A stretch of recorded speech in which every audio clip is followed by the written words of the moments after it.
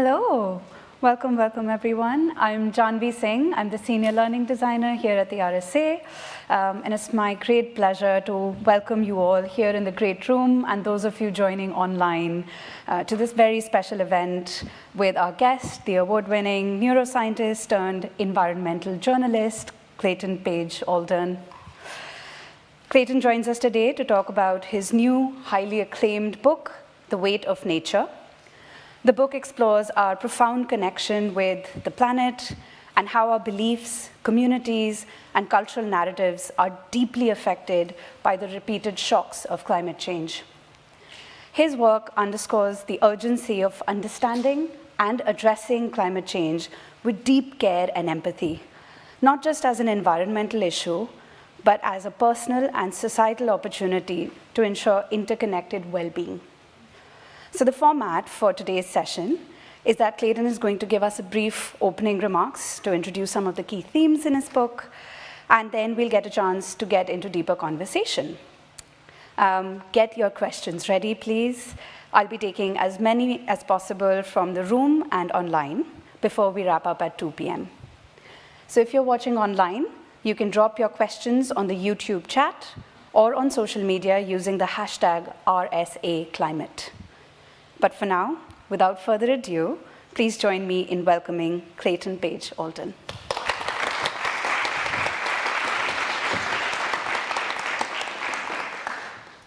Well, thank you so much for having me in this historic space and for being willing to take some time out of your afternoon and listen to the description of what I think is a new field of research. I have kind of provisionally named this field climatological neuroepidemiology, but because that is quite a mouthful, I will stick for now with the title of the book, which is The Weight of Nature. This is a book, this is a field that constitutes all the manners in which a changing climate is bearing directly on brain health.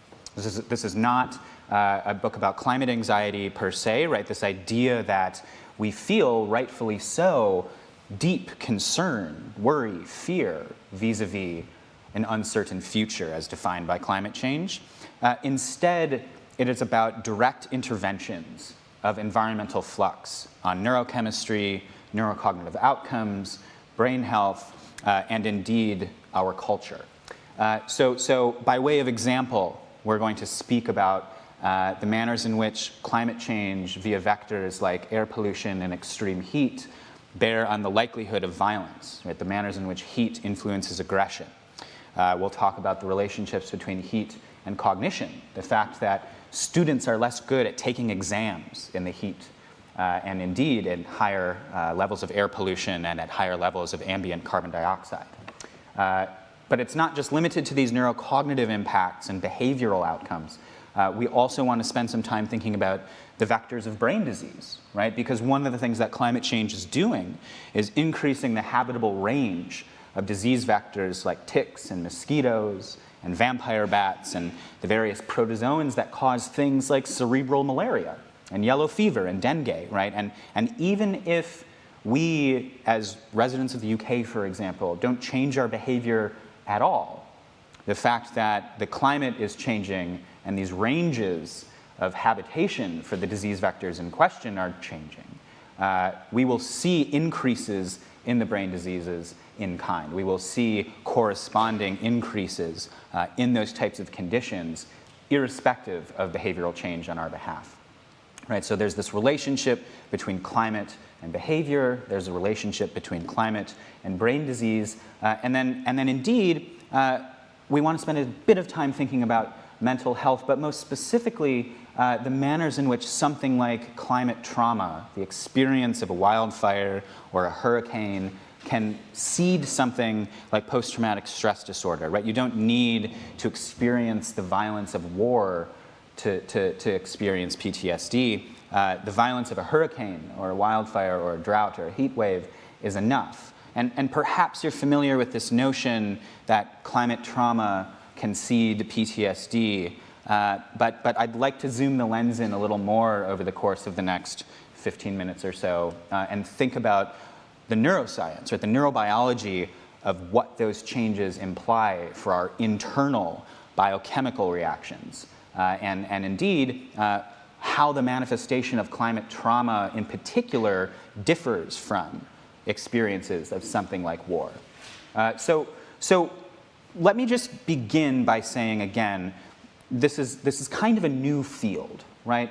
Certainly I'm able to quote from researchers who have been engaged in this research, otherwise I wouldn't have been able to write this book. But as a cohesive discipline, climatological neuroepidemiology, or perhaps the neuroscience of climate change, it doesn't exist as a field. So I want to begin with this notion that we're talking about a new unified field of research that I argue we ought to be investing in as a society. We ought to be walking into this future with open eyes and a cohesive research agenda, or else by definition we're turning a blind eye to many of these neurological effects that I hope you will see by the end of this brief set of remarks are quite pressing, and just as, if not more pressing, than some of the other public health concerns that we have with respect to a changing climate. Things like malaria, things like respiratory disease and cardiovascular conditions, and to say nothing of rising seas and rising temperatures.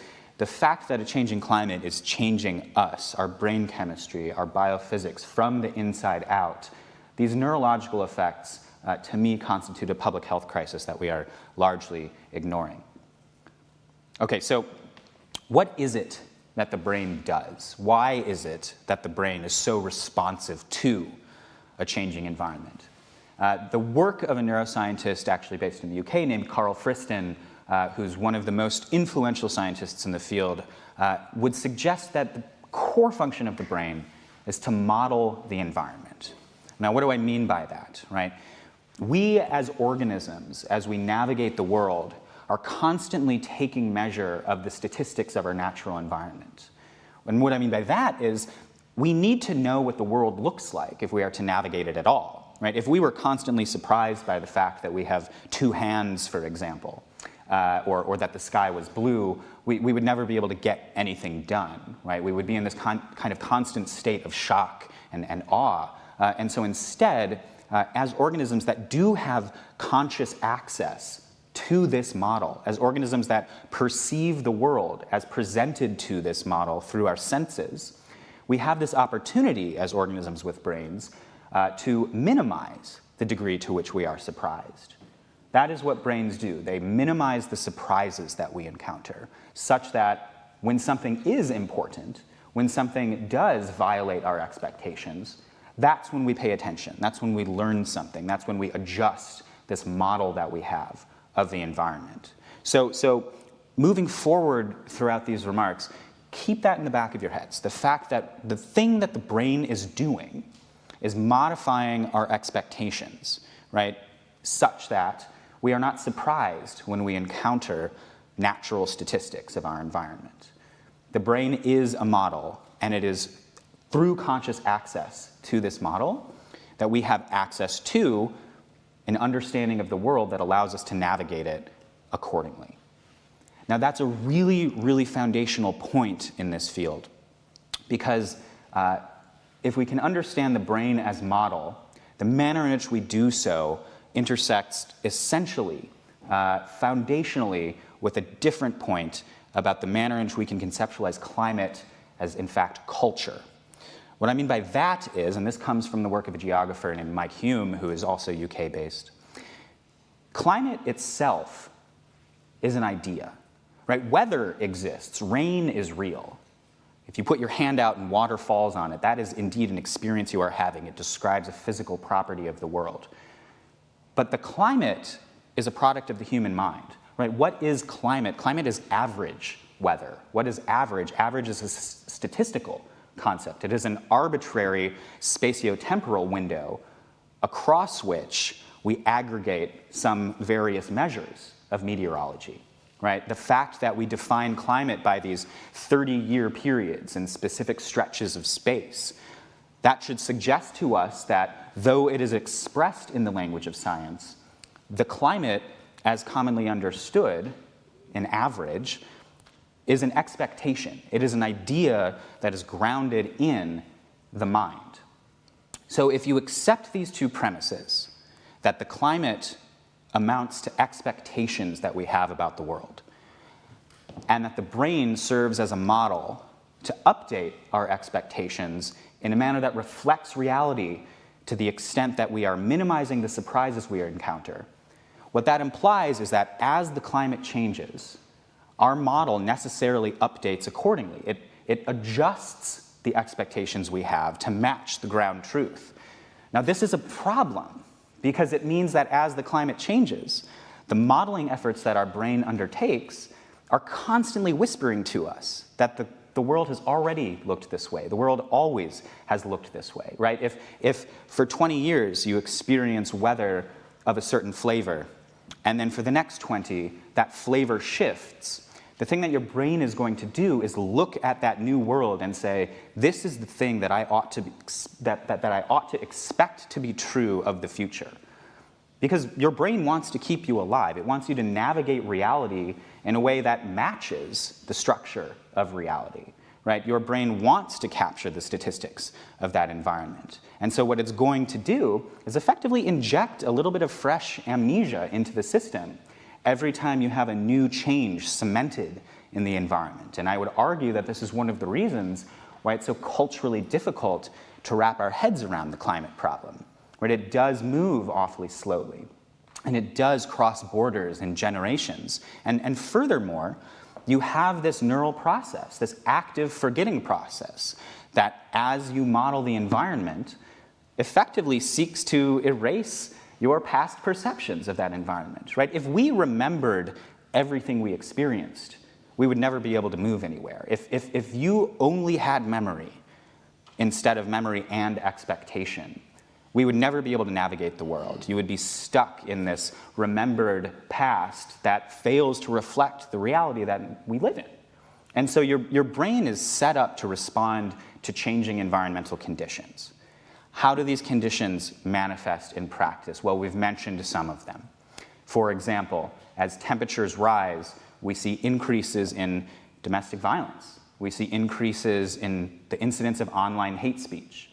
Baseball pitchers are more likely to hit batters on the opposite team with their pitches at higher temperatures. Immigration judges are more likely to reject applications of asylum applicants on hotter days. Chess players aren't as good at playing chess at higher levels of air pollution. Canadian members of parliament produce less complex speeches at higher levels of air pollution. Literally, the words that they are stringing together start to look less complex. They start to look less critical. And so neurobehaviorally, we can look at all of these effects and say, it looks to be the case that with the onslaught of an environmental stressor comes an increase in impulsivity. So why might that happen? This field, this idea of the climate science of neurology, or indeed the neuroscience of climatology, however you'd like to spin it, what it would suggest is that as heat operates on the brain, one of the things it's doing is acting as an additional cognitive load. Right? We have a fixed amount of mental capacity, which is to say physical capacity, that we can use to process the world around us as we engage in these modeling efforts, as we engage in the updating of our expectations.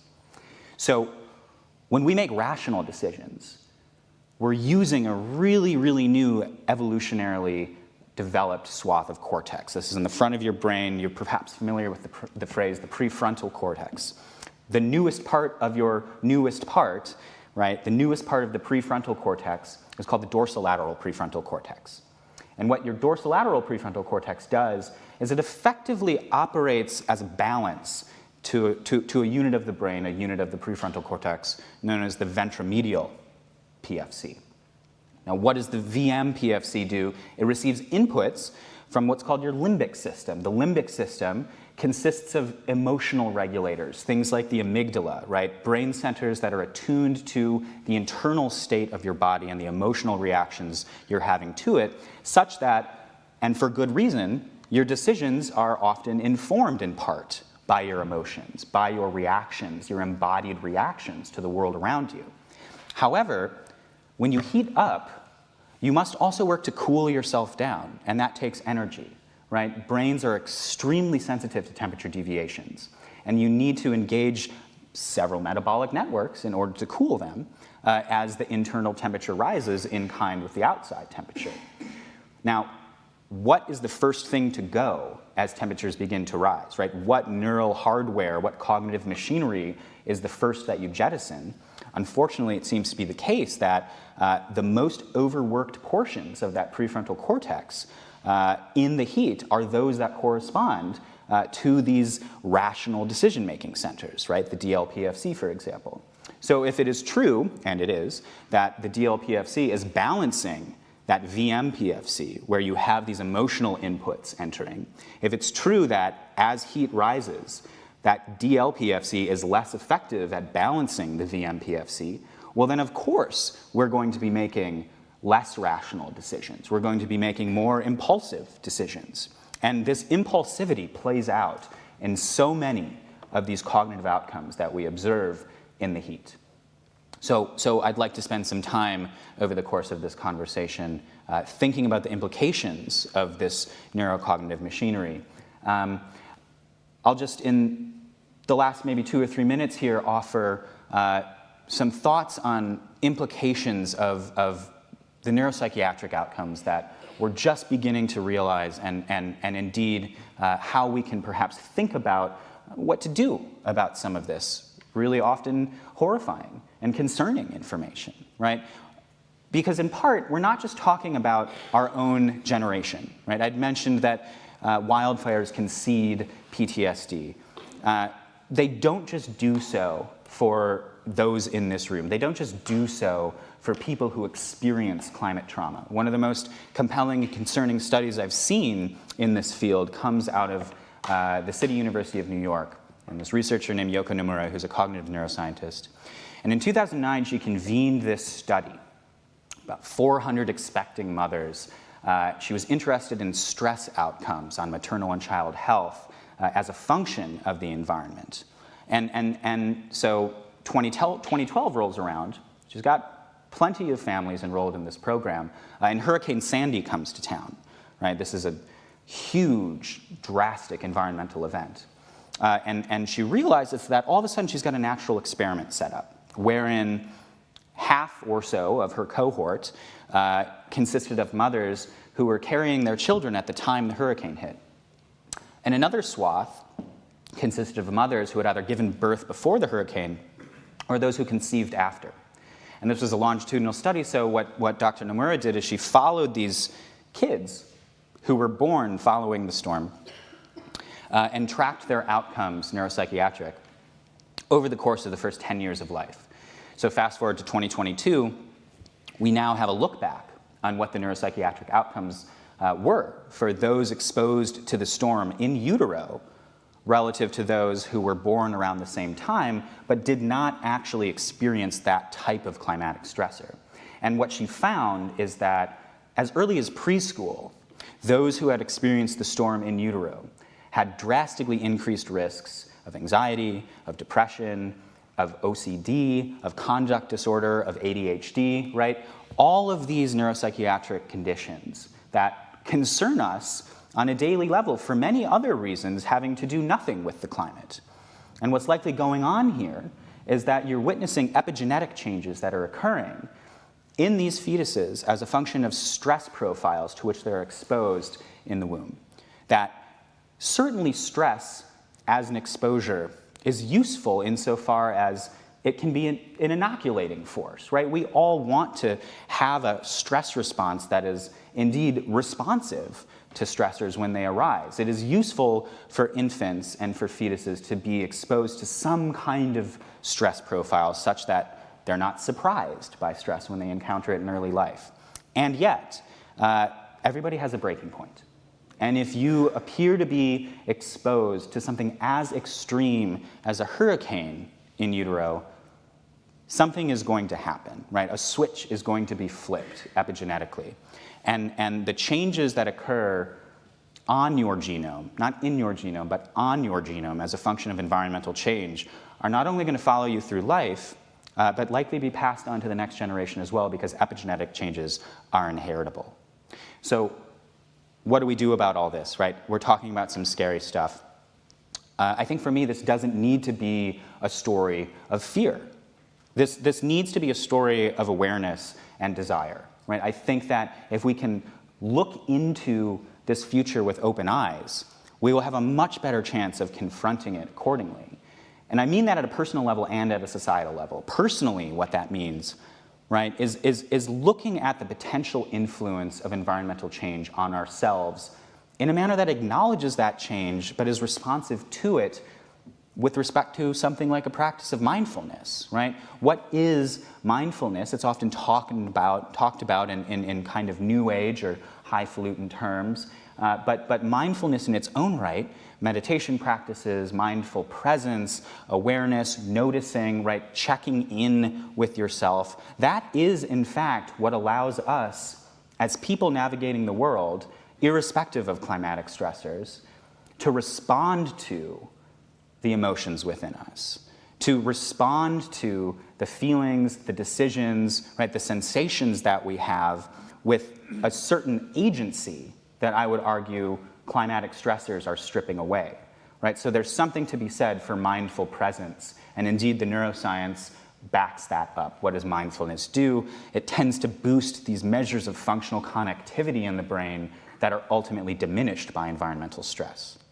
What does awareness look like at a policy level? I think it looks like taking these threats seriously. There's no policymaking institution in the world that is at this moment pricing the neurological costs of a changing climate, right? So as we conduct our cost-benefit analyses, as climate scientists and policymakers, and think rigorously about the fact that public health concerns are very real given a changing climate, it's essential, I would argue, that we ought to be aware of, and pricing accordingly, the neurological harms as well, that constitutes a very real public health cost.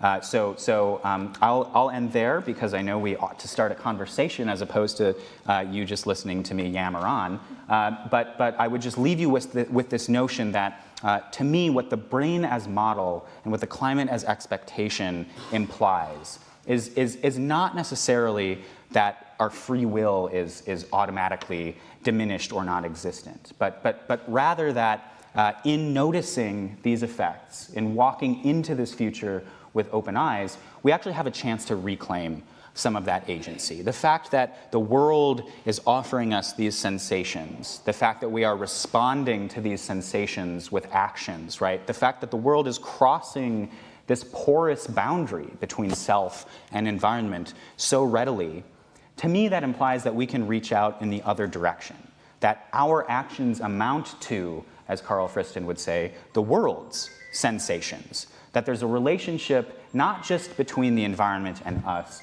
but between us and the environment, and that we can take this knowledge of these effects and indeed leverage them for the purpose of human agency and recapturing some of the free will that I think these effects are stripping from us. So that's all for now. Thanks.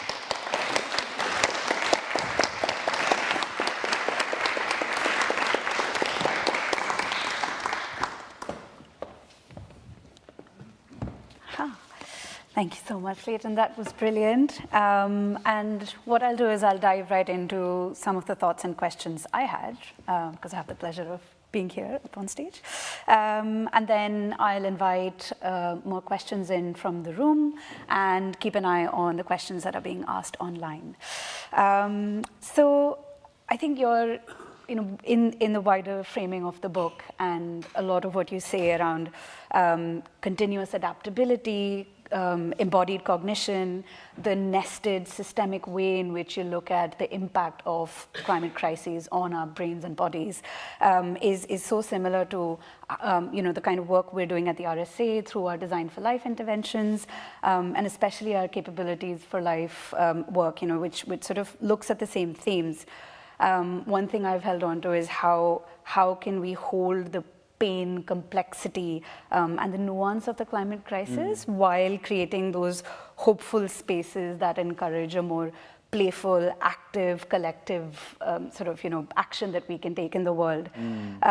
So that leads me to my question, which is, given the impact of climate change and wider crises on our cognition, our behavior, our attitudes, and the neuropsychiatric outcomes that you just mentioned on young people, especially, or in embryos, on the stresses of the climate. What are the kind of systemic or environmental spaces that we can create? How can we help individuals actually build the resilience, the adaptability, and the community that you speak of, that space for the mindfulness and actively engaging with these emotions? It's a great question. And it's a question in part for urban planners and those who think about our built environment, right? Many stopgap mechanisms are useful here. And they're not the answer, but they are useful, right? Air conditioning helps. Air filtration systems help.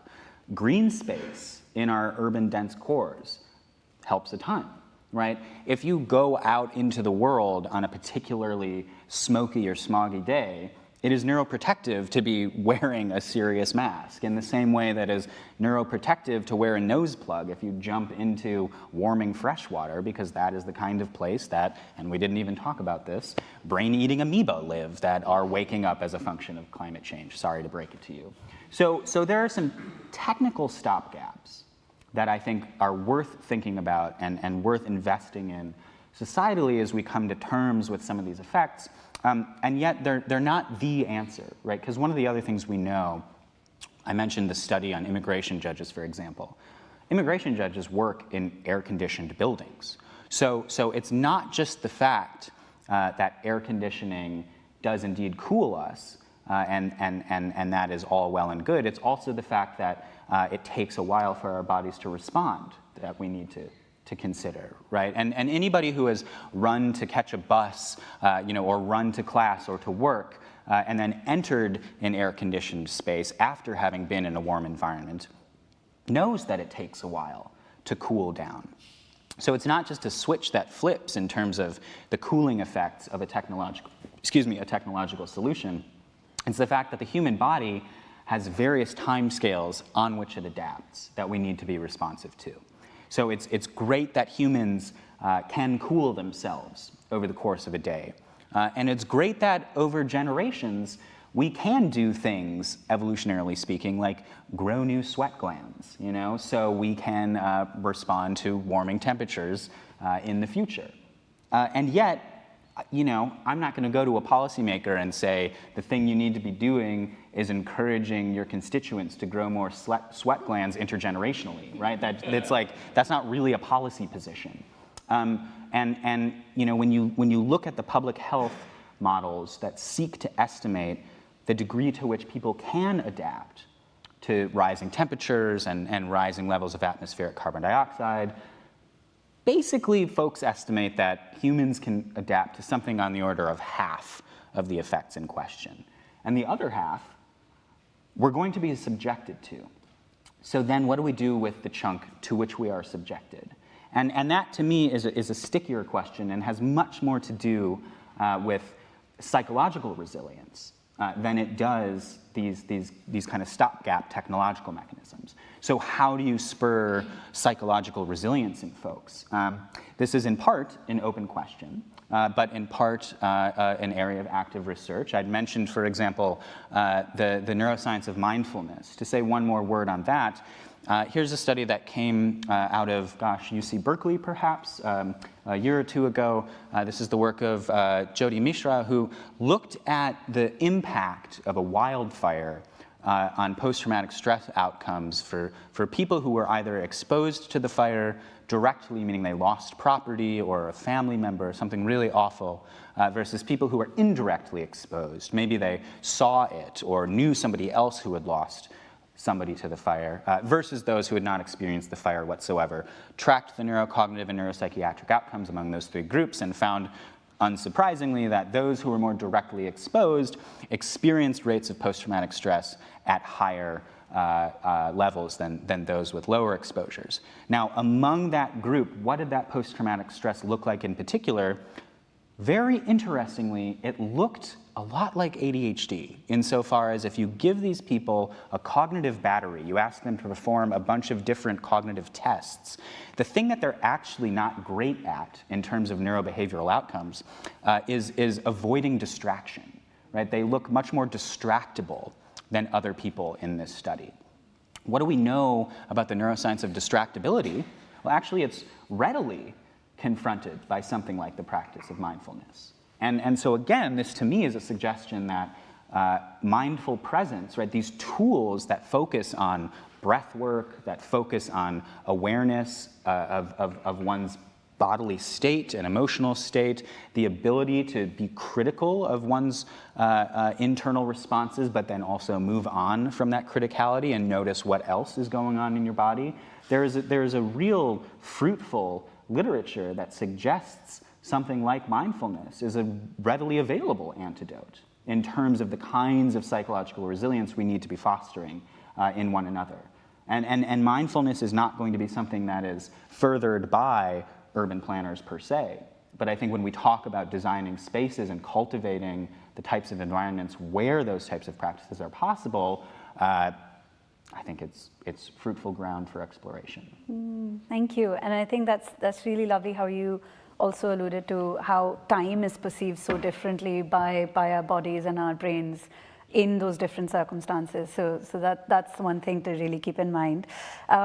Just seeing the time, why don't I turn to the room? We'll take a few questions at a time. So maybe 2 or 3 questions or whoever has them, and then I'll turn to some of the questions we have online. We have roving mics, so wait for the mic, please. Thank you very much.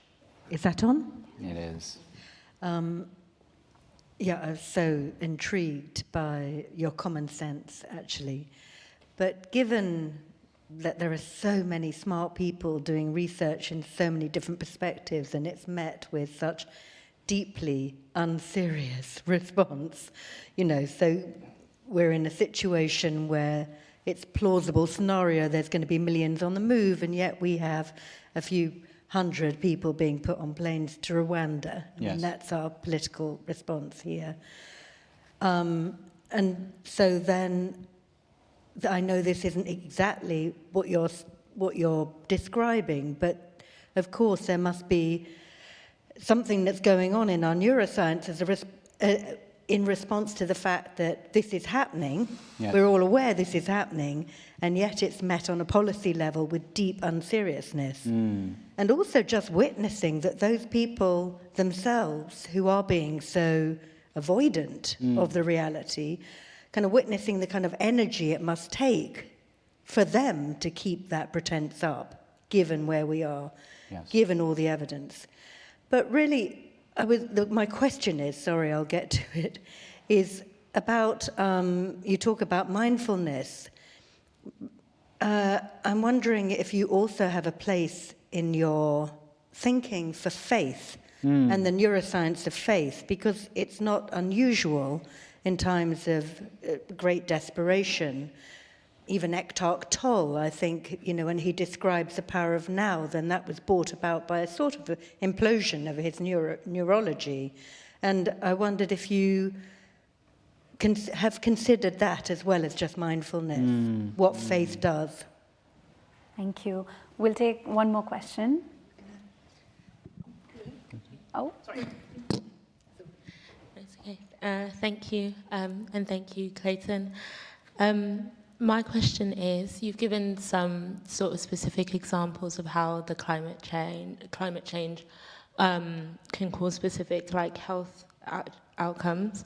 I wanted to ask if you had any examples of, or what you know of, how it affects our sort of creativity, curiosity, and artistic expression, and how it can further affect our ability to continue to innovate.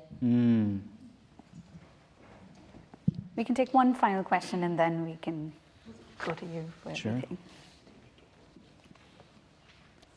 My question was around, is there any difference between perceived and real? Because your story from New York and I think children in the uterus and the impact looking 15 years on.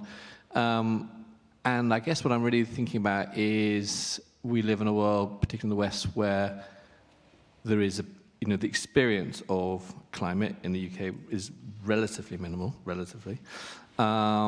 our conversations around the fear of what's coming, which is enormous, is there any difference really between the perceived and the experienced? And I guess what's back in my mind is other generations have lived through war, have lived through all sorts of hardships, which has created the brain or the mind to be able to either, you seem to be suggesting that we're able to forget moments and create something that allows us to step into the world and live our world. And I guess there's something in my mind around how important is it for us to fear what's coming versus an ability to cope in a sort of normal way by partly pretending nothing's coming.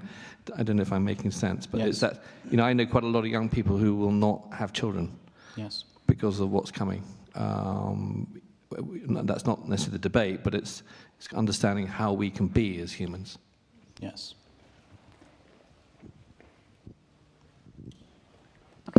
Why don't you take those questions, and then we'll come back to the questions being asked. Okay, well, let me just see if I can quickly try to thread a couple of needles here. So I think the question about perception and reality, for me, dovetails quite well with this notion of unseriousness, insofar as there are many out there, indeed perhaps the policymakers among us, who are sometimes reticent to respond appropriately to the scale of the problem.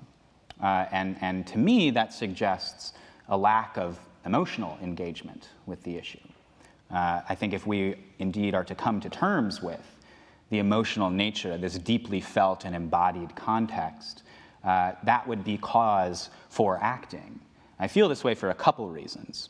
And the first of which is, just last week, maybe the week before, a new paper came out of Northern Michigan University that looked at the brains of people who expressed higher levels of climate concern, right? Higher levels of quote-unquote climate anxiety relative to those with lower levels of climate concern, and correcting for base trait anxiety, right? Correcting for something like generalized anxiety disorder in the population. So this is just specific to higher degrees of climate concern versus lower degrees of climate concern.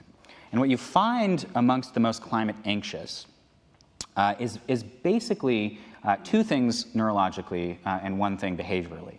Neurologically, what you see is a smaller region in the brain known as the mid-cingulate cortex. The mid-cingulate cortex is effectively responsible for processing future threats of uncertainty, right? So this is appropriate, given the nature of climate change. But it's kind of confusing that the area is smaller amongst these people, right?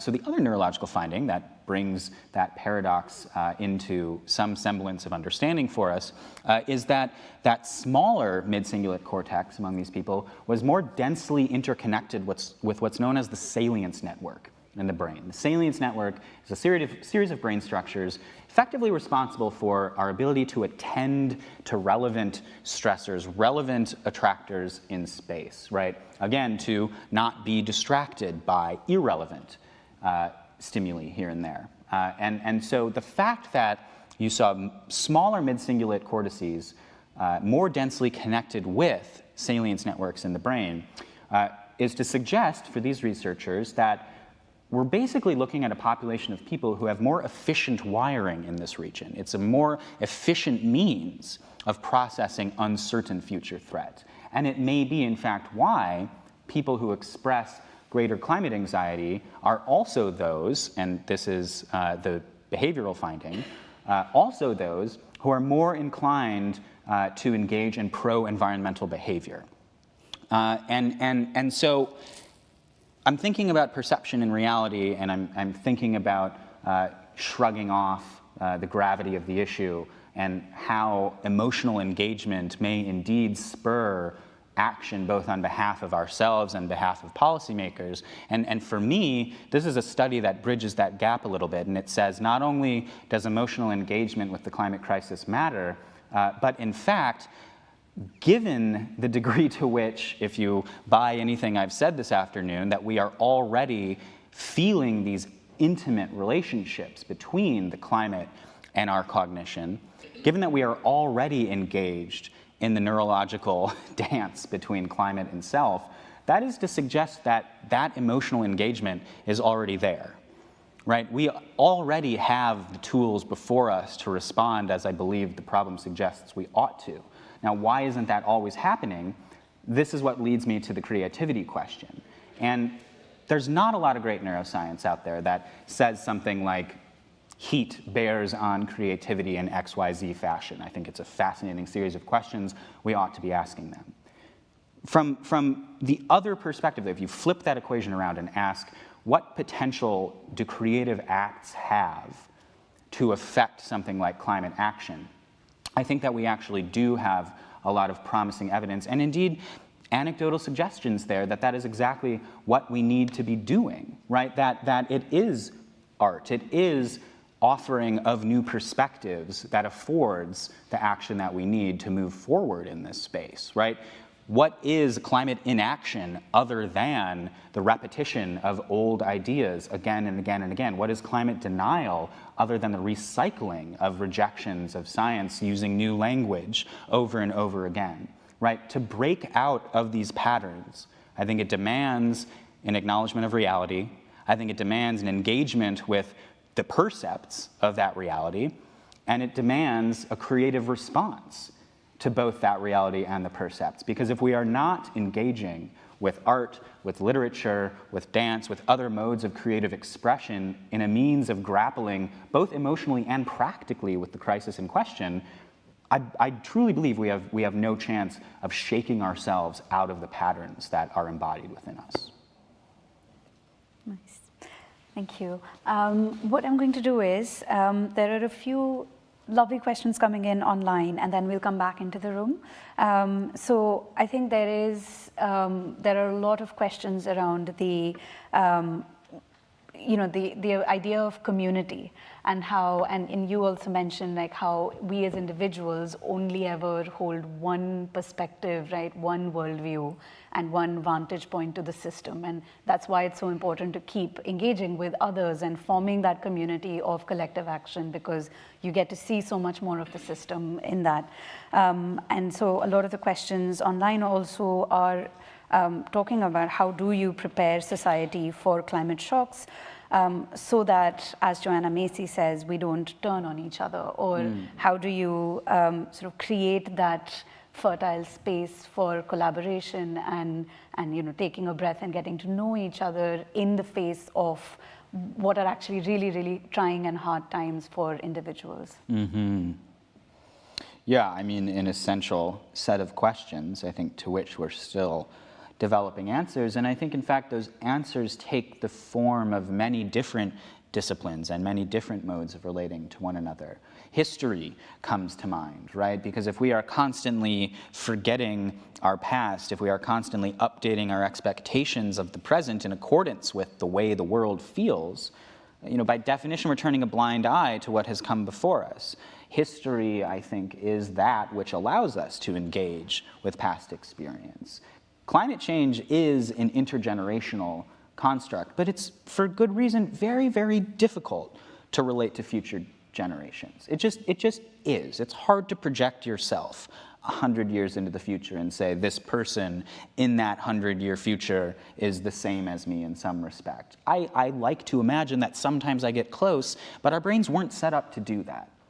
And yet, we do have examples of past societies reckoning with extreme change, climatic and otherwise, and coming out of that change more resilient than they had been in the first place. And our historical parables of those stories, right? The understanding that we have as a society of what communities have done before to reckon with extreme change, I believe are useful to us in coming to terms with how we might respond in the present, right? This, to me, is the manner that we get out of something like what's called shifting baseline syndrome, right? The notion that every life is really just a reference point to itself, right? You only have been alive as long as you've been alive. And so, of course, what feels normal to you perhaps feels extremely different to somebody who's been alive for 50 years longer than you have, right?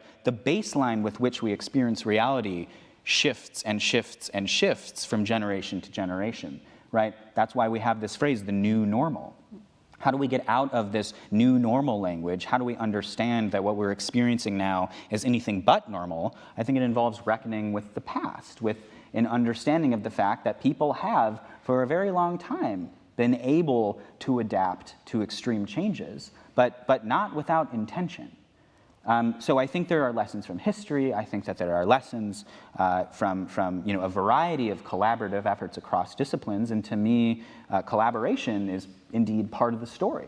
The fact that this research does not currently exist as a unified field, right? I've given it a name, but that's, I'm just a guy, right? And what I'm in fact witnessing in reality is the fact that cognitive neuroscientists, behavioral economists, psychologists, a smattering of policymakers, neurochemists, right, biophysicists, a whole bunch of people are working on what feels like to me to be the same problem, but they're not actually talking to one another because they use different languages to describe their fields, right? They use different tools, they express their findings with different flavors of methodology, different flavors of results, and I think it is only in collaboration, it is only in a recognition that we are in fact talking about the same stuff, that the types of spaces that I think you're suggesting could exist, indeed could be realized. Thanks. Maybe we take a few more questions from the room. Hi, thank you for your talk. My question is in the last 10 years, I've got an interest in sustainability, climate issues.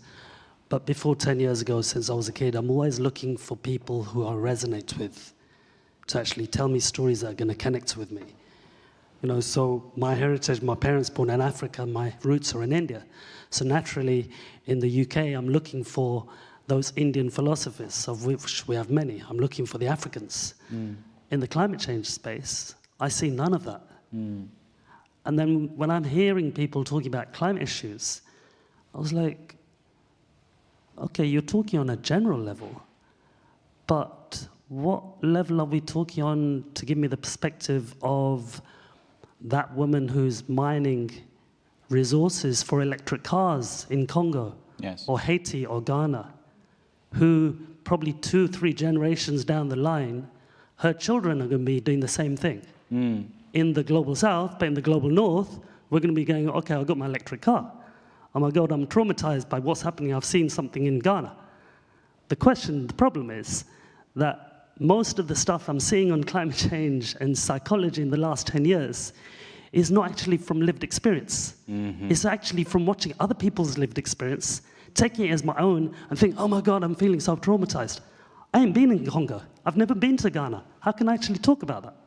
So the problem is, has the lived experiences of that child who's going to go through that stuff for the next 20 years, watching his mom mine these resources, thinking, why aren't you allowed to do anything better than this?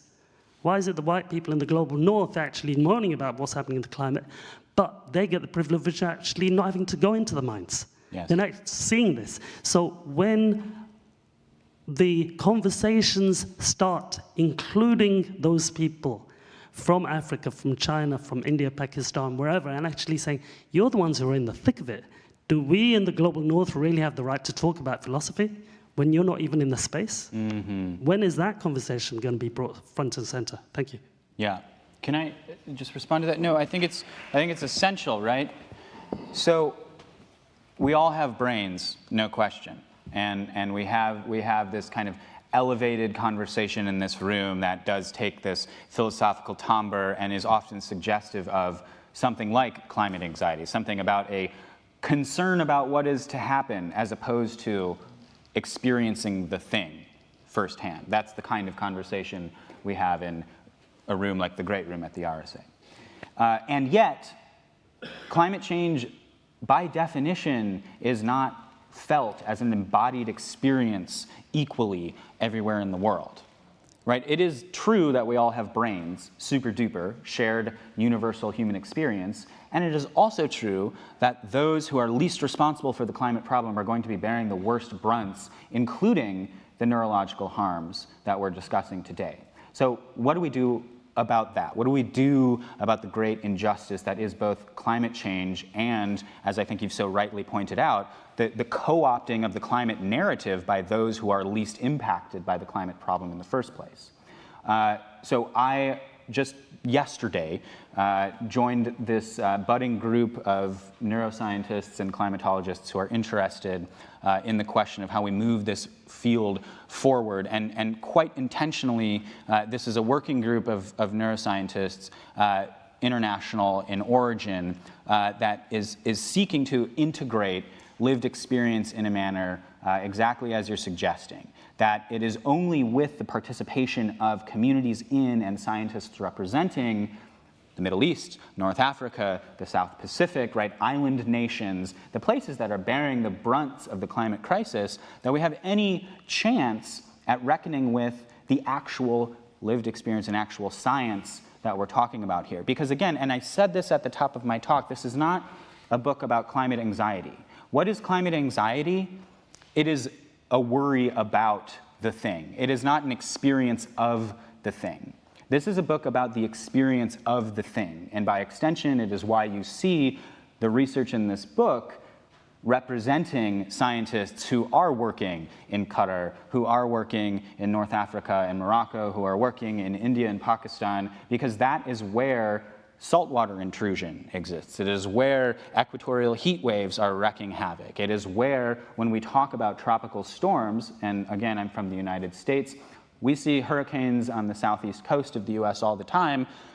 They look nothing like those that are happening in the rest of the world. And so I cannot underscore the importance of your point to a greater extent, that without integrating community experience, lived experience, scientific research from the quote-unquote global south in our understanding of even specifically the neurological problem in question, we're doing both a disservice to the science and to the people for whom the science is most relevant to. So thank you for the question. I think it is foundational, and without paying attention to questions like yours, and indeed, I would argue, efforts like this international working group that has just been convened, we're operating again in a mode of effective neocolonialism.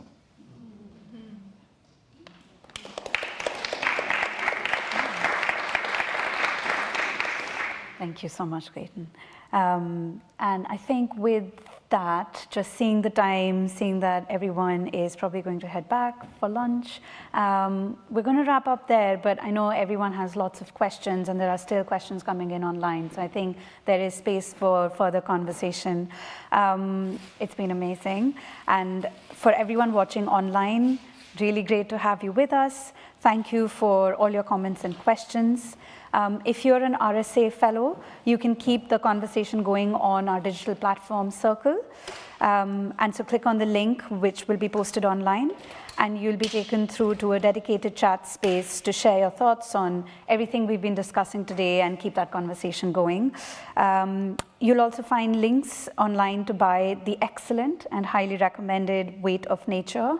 And for those of you in the room, we'll be, Clayton will be signing some copies for you to get near the door. So as you make your way back to the room, please stick around for that. Finally, huge thank you to Clayton for what's been a great conversation over the hour and more to come. Thank you, everyone.